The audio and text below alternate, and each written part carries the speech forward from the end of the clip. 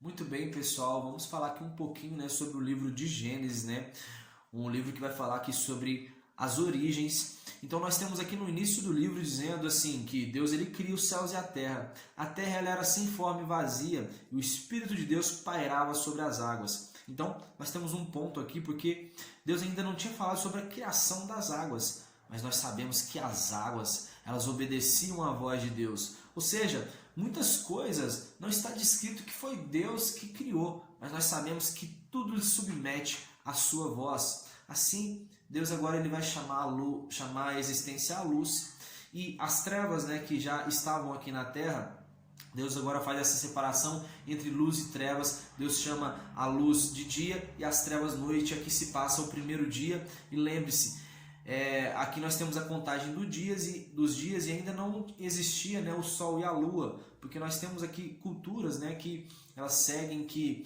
o dia ele se inicia com o nascer do sol e ele termina com o pôr do sol. Mas antes de ser criado aqui, o sol e a lua, Deus ele vai dizer que já havia aqui essa contagem de dias.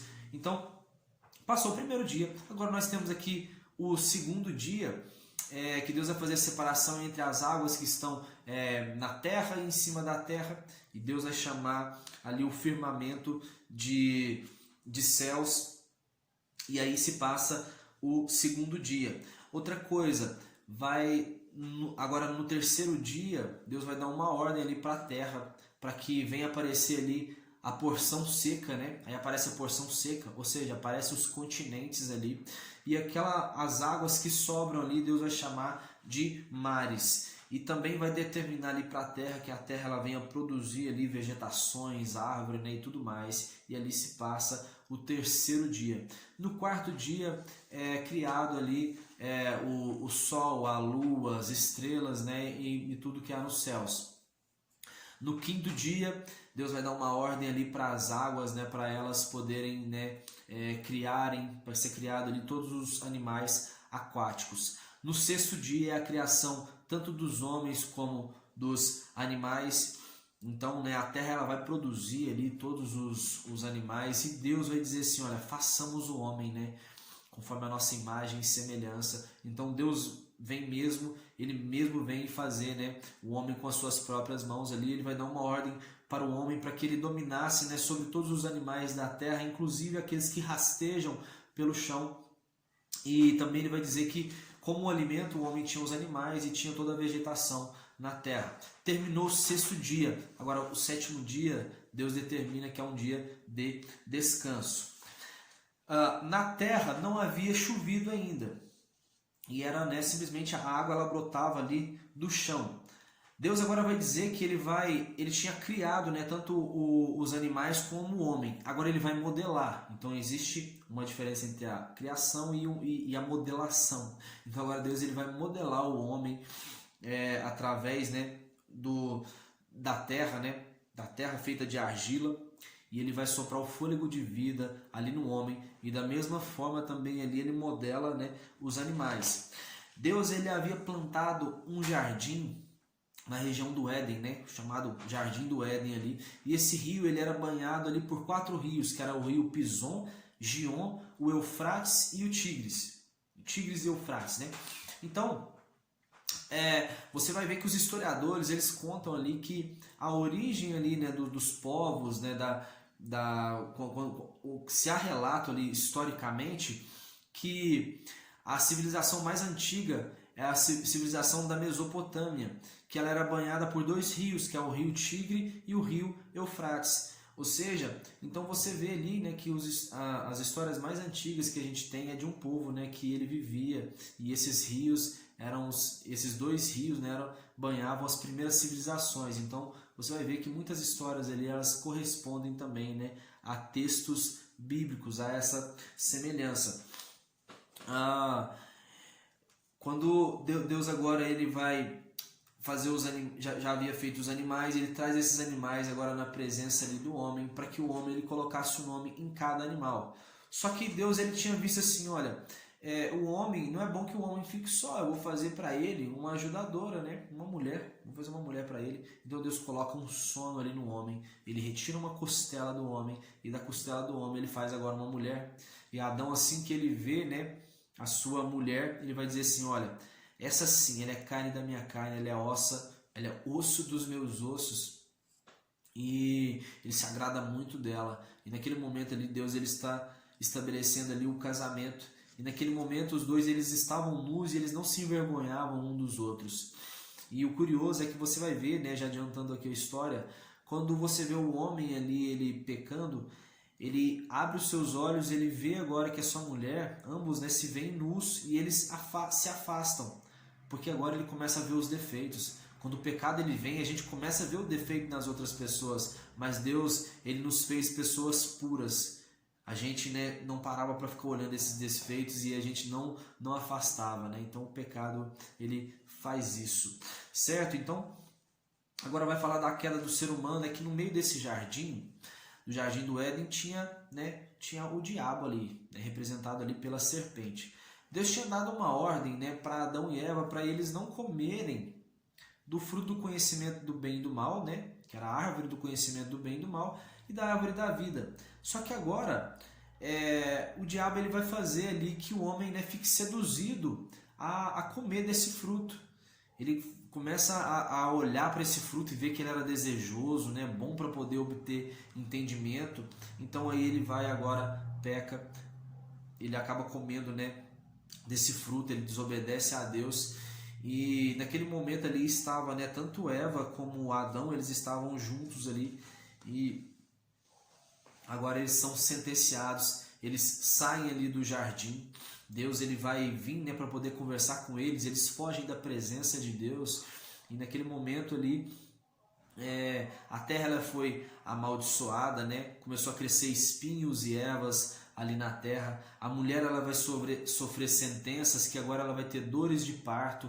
O homem agora vai ter que lavrar a terra para ele poder se sustentar, e antes isso era tudo de graça. A morte vai entrar no mundo. Então as consequências ali elas foram horríveis, horríveis, horríveis. Então Deus ele vai agora, né, esconder essa árvore da vida. Essa árvore da vida, o curioso é que essa árvore da vida ela não foi elevada aos céus, ela está aqui na terra, né? E a Bíblia vai dizer que ela está aqui, ó. Ela fica próximo ao rio Tigre, né, no lado leste do jardim, na região da Assíria, certo? Então essa árvore ela continua aqui na terra. Outra coisa curiosa que vai dizer é que Eva, né, ela é a mãe, né, de todas, vai ser a mãe de todas as mulheres. Então começou essa primeira família ali, essa primeira família agora que está fora do jardim, eles vão ter filhos. E tem dois filhos, um chamado Caim e o outro Abel. Caim era lavrador e Abel era pastor. Então certo dia, Caim ele vai pegar e trazer algumas ofertas ali para Deus. Eles sabiam, né, que os pais eles se relacionavam com Deus, ou pelo menos até um tempo, né, eles se relacionavam mais. E agora ele vai trazer ofertas ali para Deus, só que ele traz algumas ofertas, né, ali da terra. Só que o seu irmão Abel, que era pastor, ele vai trazer a gordura dos seus animais e vai trazer a primícia ali dos seus rebanhos. Ou seja, essa oferta agradou muito a Deus. E aí Caim ele vai e descai ali o seu semblante e ele fica muito irado. E Deus vai dizer para ele assim: olha Caim, por que você está tão triste assim? Se você estivesse fazendo a coisa certa, sabe, você não estaria triste desse jeito. Mas agora se você sabe o que é certo fazer, por que você não faz? É mais ou menos isso que Deus quer dizer para Caim, só que ele fica enfurecido, porque quando a gente não está disposto a fazer aquilo que é certo, ou fazer só aquilo que a gente acha que é certo, sabe, nem Deus adianta vir falar com a gente que a gente não vai obedecer. Então naquele momento ali ele fica muito irado, e certo dia ele vai chamar seu irmão para poder dar uma volta ali no campo, como quem não queria nada, e ele acaba matando Caim. E naquele momento a Bíblia vai dizer que o sangue de Abel, que havia sido derramado ali, ele começa a clamar por Deus. Então aí que está o princípio, né, de que a vida ela está no sangue. Então Caim agora ele foi sentenciado, né, que Deus vai dizer para ele: olha Caim, você é lavrador, né? Então agora você vai andar perambulando pela terra. Quando você plantar, a terra ela não vai te dar ali alimento suficiente, ela não vai ter força suficiente para poder produzir os seus alimentos.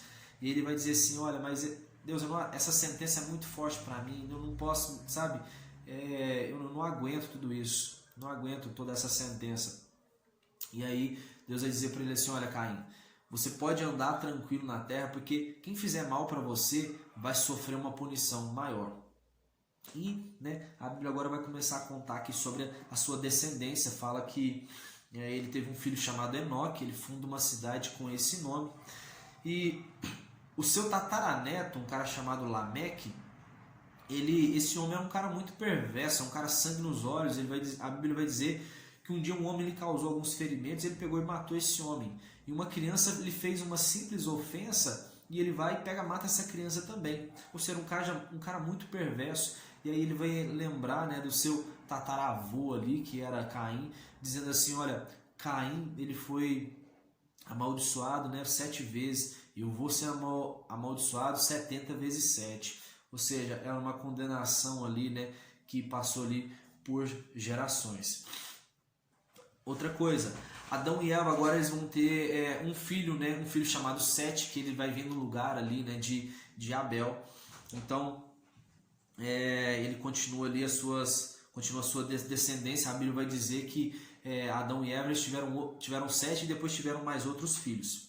Agora a Bíblia vai começar a dizer sobre a linhagem de Adão. Então vai falar sobre Enoque, aquele homem que andou com Deus 365 dias e depois ele foi arrebatado. Enoque foi pai de um homem chamado Matusalém. Esse Matusalém ele foi o homem que mais viveu na terra, ele viveu 969 anos e ele foi pai de um cara chamado Lameque. Não Lameque da descendência de Caim, mas esse Lameque aqui Lameque que foi pai de um homem chamado Noé. Então Noé agora ele recebe aqui uma profecia aqui do pai. O pai disse assim quando teve Noé: este vai nos livrar do nosso árduo trabalho e do sofrimento das nossas mãos causados pela dureza dessa terra que o Senhor amaldiçoou. Ou seja, o pai, Lameque, ele já vai profetizar aqui na vida de Noé. Então Noé, com 500 anos, ele tem os seus filhos ali, que é Sem, Cã e Jafé. Naquele período ali, a Bíblia vai dizer que Deus tinha se entristecido demais com a humanidade, porque os pecados e a iniquidade tinham se tornado ali tantos. Naquela época ali existiam os nefilins, que eram as filhas dos homens, tinham tido filhos com os anjos, É a história mais comum da gente ouvir isso aqui. Tinham tido filho com os anjos e criou-se ali anjos, gigantes, melhor dizendo, gigantes perversos, que faziam todo tipo de maldade. Eles eram os senhores ali da terra e eles faziam o que queriam. Então, naquele momento, Deus se entristeceu tanto com a humanidade, mas ele achou muita graça na vida de Noé. Nesse momento, Deus vai dizer assim que o homem não viveria mais do que 120 anos. Então, agora, Deus vai dar um plano de salvação ali através da vida de Noé. E Noé, que aprendeu com seu bisavô Enoque, aquele que subiu, ele foi arrebatado, viveu 365 anos na terra e foi arrebatado. Enoque andava com Deus, e a Bíblia diz também aqui que Noé, ele andava com Deus. E agora Deus ele vai dar esse plano para Noé, pedindo para ele poder fazer uma arca ali de 3 andares, armazenar alimentos nela, para que ele viesse pegasse 7 pares de animais puros e 1 par de animal impuro. E aí ele juntou todos esses animais, ele pegou toda a sua família, ou seja, a sua mulher, os seus 3 filhos e suas 3 noras, um total de 8 pessoas. E a Bíblia diz que quando ele terminou de fazer a arca, depois de 100 anos, então Noé agora estava com 600 anos, Deus ele vai, fecha a porta da arca e ali chove por 40 dias e 40 noites. Então aconteceu o dilúvio, todas as pessoas ali morreram, sobrou somente a família de Noé, só que eles estavam ali na arca. Então acontece que Deus agora ele vai mandar soprar um vento na terra para ir baixando as águas, para que eles viessem a voltar e repovoar a terra agora a partir da família de Noé. Então passa 150 dias, depois aí vem esse vento baixando as águas, depois de 40 dias Noé ele vai soltar um corvo ali, e aí esse corvo só fica perambulando, andando, voando flutuando ali em volta da arca, então já se passaram ali 190 dias. Depois vai passar ali mais 7 dias, Noé vai soltar uma pomba, essa pomba também não encontra lugar para poder pousar. Depois mais 7 dias ela voa e aí ela agora pega um galho, né, de oliveira e volta para a arca. Então nós já temos ali 211 dias. E depois de mais 7 dias, Noé ele vai soltar a pomba mais uma vez e agora essa pomba não volta. Então, ou seja, totalizando ali esses 211 dias, né, ainda tinha muita água na terra. Depois a Bíblia diz, né, que depois de um ano as águas secaram. Então, depois que Noé solta essa pomba, ainda passa mais 154 dias para poder, né, as águas ali realmente secarem e eles pudessem agora sair da arca, certo? Então, a primeira coisa que ele faz quando ele sai da arca, Noé ele vai construir ali um altar. Ele vai pegar dos animais puros, que poderia oferecer sacrifício somente com animais puros. E Noé tinha quantos? 7 pares. Então, ele vai oferecer ali para Deus agora algo que Deus já tinha dado para ele em excesso. Ou seja, dos animais impuros ele só tinha um, mas dos puros eles tinham 7. Então, Deus nunca pede algo para a gente que antes ele não tenha nos dado. Então, ele vai agora, né, fazer oferecer esse holocausto para Deus. Ele vai fazer uma aliança ali, né, com Deus através desse altar que ele faz com ele. E Deus agora vai dizer para Noé assim: antes Deus tinha dito, olha, dominai, né, sobre todas as criaturas da terra. Agora ele vai dizer para Noé o seguinte: sede o medo e o pavor de todos os animais da terra. E outra coisa, Noé, eu vou fazer essa aliança com você e eu vou colocar ali, né, o meu arco, né, nas nuvens, em sinal de que eu nunca mais vou destruir a terra com o dilúvio. Então, quando a gente vê um arco-íris, né, que a gente chama de arco-íris, é um sinal da aliança que Deus fez com Noé. E esse sinal Deus estaria lembrando ali que ele nunca mais destruiria a terra com o dilúvio. Agora, íris, né, a gente chama de arco-íris. Íris, ele é um deus, né, egípcio, que é um deus da criação. Então, né, não é correto a gente chamar arco-íris, é o arco de Deus, a título de curiosidade. Pronto, Noé fez o altar, mas ele também ali plantou uma vinha. E dessa vinha agora ele vai, né, pegar esse vinho, ele vai se embriagar, fica chapadão ali na sua tenda, e vai chegar seu filho Cã e ver ele bêbado, e ele começa a zombar dele. E chama os irmãos. Os irmãos que eram, né, homens ali de honra, eles vão pegar um pano, né, virar de costas para o seu pai que estava nu, né, nem vê o pai nu, e entrega um manto ali para ele poder se cobrir. E a Bíblia relata que quando Noé ele vai, né, acorda ali da sua embriaguez, ele vai amaldiçoar Cã, na verdade vai amaldiçoar Canaã, que é o filho de Cã. Amaldiçoa ele, né, e ele abençoa os seus outros 2 irmãos. E aí, né, essa maldição vai perpetuar ali por todas as gerações. A Bíblia vai dizer agora sobre a origem aqui, né, dos povos, né, que são os jafetitas, né, os camitas e os semitas. Os jafetitas, deles descendem todos os povos marítimos, ou seja, era um povo rico ali, porque o principal meio ali de comércio, de relacionamento com as pessoas, o melhor meio de locomoção é através, né, das navegações. Então era um povo muito próspero, né, os jafetitas. Os camitas dele, né, um homem muito famoso entre os camitas foi Nimrod, que foi o homem assim mais poderoso que houve na terra. Esse homem, né, ele construiu a cidade ali de Nínive, e muitos dizem também, né, nas histórias ali da Babilônia, vai dizer que ele também foi o homem, né, que iniciou a obra ali da Torre de Babel. E dos semitas, né, um ilustre aqui dos semitas é o nosso ilustre ali, Abraão.